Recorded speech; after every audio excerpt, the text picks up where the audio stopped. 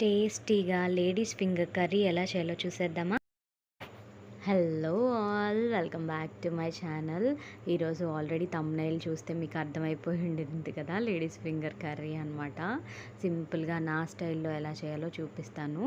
దీనికి కావాల్సినవి onions, ladies finger, కరివేపాకు, కారం, పసుపు, గరం మసాలా, ధనియా పొడి, సాల్ట్. సో ఫస్ట్గా మనకి కొంచెం డీప్ ఫ్రైకి సరిపడా ఆయిల్ కావాలండి. ఇక్కడ నేను ఆయిల్ వచ్చేసి కర్నూల్ రైస్ బ్రాన్ ఆయిల్ తీసుకున్నాను. బికాస్ కొంచెం డీప్ ఫ్రైస్కి ఆయిల్ చాలా బాగుంటుంది. సో నేను ఆయిల్ ప్రిఫర్ చేస్తాను, కర్నూల్ రైస్ బ్రాన్ ఆయిల్.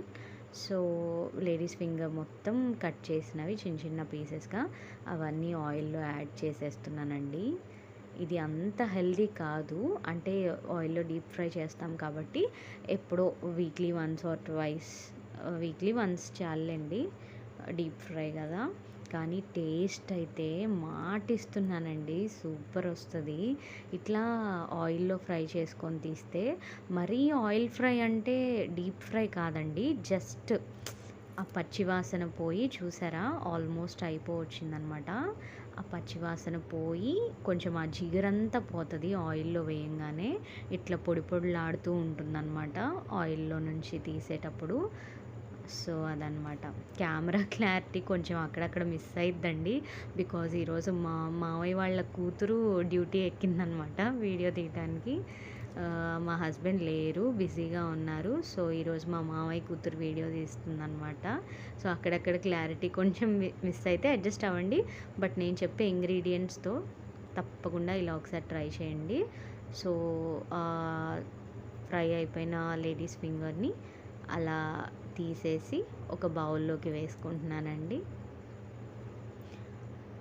చక్కగా హై ఫ్లేమ్లో పెట్టి ఒక 5 మినిట్స్ ఉంచండి చాలు.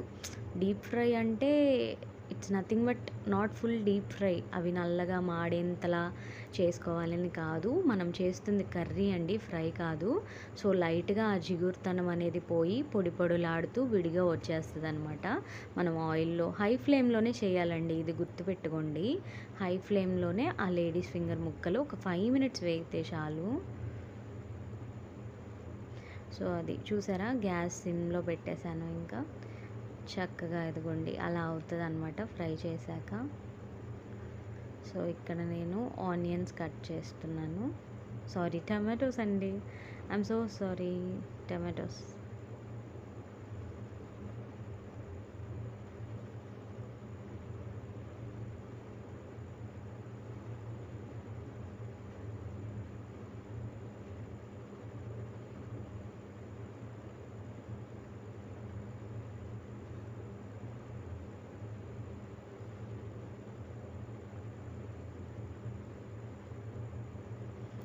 టమాటోస్ కట్ చేస్తున్నానండి.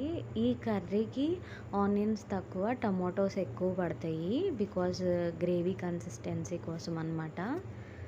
సో ఆనియన్ నేను ఒక చాలా స్మాల్ సైజ్ ఆనియన్ తీసుకున్నాను. ఆనియన్స్ ఎక్కువ పట్టవు, టమాటోసే ఎక్కువ పడుతుంది అనమాట. సో మనకి గ్రేవీ కలిసి వస్తుంది చక్కగా.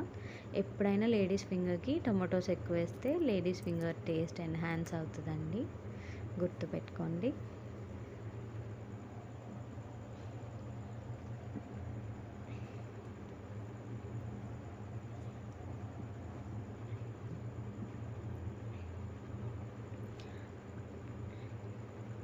ఆయిల్ హీట్ ఎక్కాక చిన్నులపాయలు వేసానండి, 4 రెబ్బలు చిన్నులపాయ వేసాను.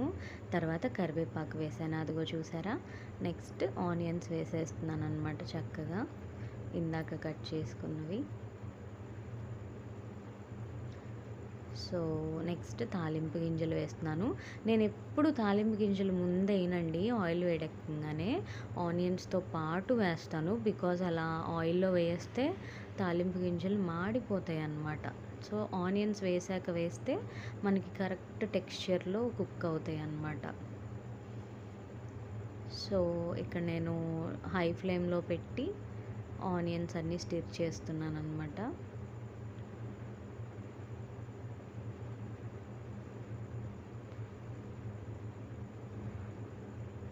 ఆనియన్స్ స్టిర్ చేసేసిన తర్వాత నెక్స్ట్ టమాటోస్ యాడ్ చేయాలండి.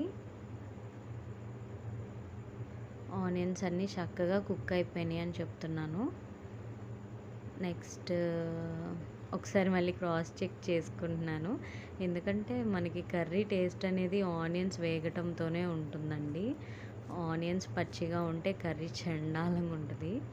సో ఆనియన్స్ అన్నీ మంచిగా కొంచెం లైట్ బ్రౌన్లోకి వచ్చినాయి. So next we are adding tomatoes.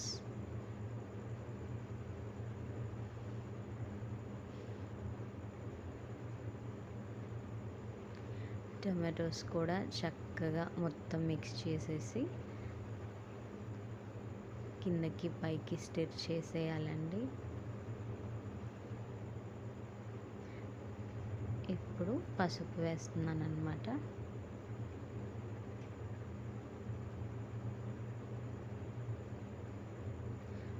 One tea spoon of పసుపు,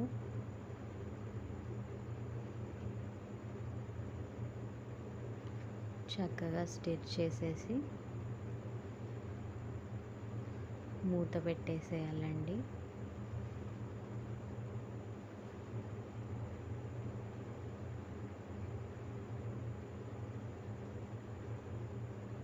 మూత పెట్టేసి ఒక 5 మినిట్స్ ఉంచితే చాలు, టమాటోస్ మగ్గిపోతాయి కదా ఊరికే. So here comes the 5 minutes. 5 minutes అయిపోయిందండి. సో మన టమాటోస్ ఎందుకో చక్కగా మాటింటాయండి, అవేంటో చక్కగా ఉడికిపోతాయి అన్నమాట. ఇక్కడ నేను క్లాతే పట్టుకుంటున్నాను, ఎందుకంటే నాకు అస్సలు హోల్డ్ చేయలేనండి. అది ఎందుకో మరి ఎన్నిసార్లు హోల్డర్తో పట్టుకున్నా ఒకసారి వేడివేడిగా టీ పడిపోయింది, హోల్డర్ స్లిప్ అయిపోయి. సో అప్పటి నుంచి నాకు హోల్డర్ అంటే భయం అండి. నేను క్లాతే యూస్ చేస్తాను. సో మనం ఇందాక ఫ్రై చేసి పెట్టుకున్న లేడీస్ ఫింగర్ ముక్కలు ఉన్నాయి కదండి, టమాటోలు మగ్గిన తర్వాత మాత్రమే లేడీస్ ఫింగర్ వేస్తానన్నమాట. సో లేడీస్ ఫింగర్ వేయంగానే సాల్ట్ వేసుకోవాలి. ఇక్కడ మా ఫ్రెండ్ చెప్పిందండి, పింక్ సాల్ట్ యూస్ చేస్తే థైరాయిడ్ వస్తుందంట. నాకు తెలియదు కదా, నేను ఇన్నాళ్ళు హెల్తీ అనుకొని యూస్ చేశాను. సో తను చెప్పింది కాబట్టి నెక్స్ట్ నుంచి సాల్ట్ చేంజ్ చేద్దాం. రాక్ సాల్ట్ నాకు తెలిసి రాక్ సాల్ట్ వాడుకున్న హెల్దీయే కదా. సో రాక్ సాల్ట్ యూస్ చేద్దాం మనం కూడా. Thanks for sharing Bala, for your tip. కారం వేసేసానండి ఇక్కడ, అండ్ గరం మసాలా, ధనియా పొడి 2 కలిపిన మిక్స్ చేసిన పౌడర్ అండి, అది కూడా వేసేస్తున్నాను. కొంచెం చాలండి. నెక్స్ట్ మొత్తం మంచిగా స్టిర్ చేద్దాం. సబ్స్క్రైబ్ చేసుకున్నారా అండి? ప్లీజ్ సబ్స్క్రైబ్ అండి. చాలా కష్టపడుతున్నాను, నిద్ర మానుకొని ఎడిటింగ్ చేస్తున్నాను. అఫ్కోర్స్ అందరు చేసేదే, బట్ చాలా కష్టపడుతున్నానండి. ఎన్నో పనులు ఉంటాయి, కానీ మీకోసం యాక్టివ్గా ఉండడానికి చాలా ట్రై చేస్తున్నాను. Please follow, subscribe. సో మన కర్రీ ఆల్మోస్ట్ అయిపోవచ్చిందండి. ఇంకొక 5 మినిట్స్లో నాకు తెలిసి కర్రీ అయిపోతుంది. సో అవన్నీ వేసాం కదా, కారం అవన్నీ కర్రీకి పట్టాలి కదండి. మరి కర్రీకి పట్టాలంటే ఒక 5 మినిట్స్ పడుతుంది. As simple. 5 మినిట్స్ అయిపోయిన తర్వాత మన final hero of the recipes ఉంటాయి కదా, నా పుదీనా కొత్తిమీర. నేను ఏ వంటలైనా పుదీనా కొత్తిమీర వదిలిపెట్టనండి. అంటే కొన్ని ఇవి వేయకూడని వంటలు ఉంటాయి, వాటిల్లో వేయను. Most probably 70% of my cooking without పుదీనా కొత్తిమీర ఉండదన్నమాట. నిజమండి, షో కాదు. మీరు ముందు నుంచి వీడియోస్ చూస్తుంటే కనుక తెలుస్తుంది. నేను వితౌట్ పుదీనా కొత్తిమీర అసలు కుకింగ్ చేయను అనమాట. మోస్ట్లీ ఏవో కొన్ని వంటలే ఉంటాయి అవి యాడ్ చేయకుండా ఉండేవి. దాదాపు అన్ని వంటల్లో కుమ్మేస్తానమాట వాటిల్లో వేసి. అసలు ఇల్లంతా భలే ఫ్లేవర్ వచ్చిందండి. మా మావయ్య వాళ్ళ పిల్లలు ఉన్నారనమాట. సో వాళ్ళందరూ ఆకలి ఆకలి అంటున్నారు. సో అది చక్కగా ఒక సైడ్ రైస్ అయిపోయింది, ఆ పక్కన బౌల్ రైసేనండి. నేను అదే చెప్తున్నాను, ఇల్లంతా సూపర్ అరోమా వస్తుంది, ఏదో నాన్ వెజ్ కర్రీయే వండుతున్నట్టు. చూసారా, tasty tasty semi gravy ladies finger curry. ఇలా ఒక్కసారి ట్రై చేయండి, మళ్ళీ మళ్ళీ నేనే గుర్తొస్తూ ఉంటాను. Do follow more, subscribe.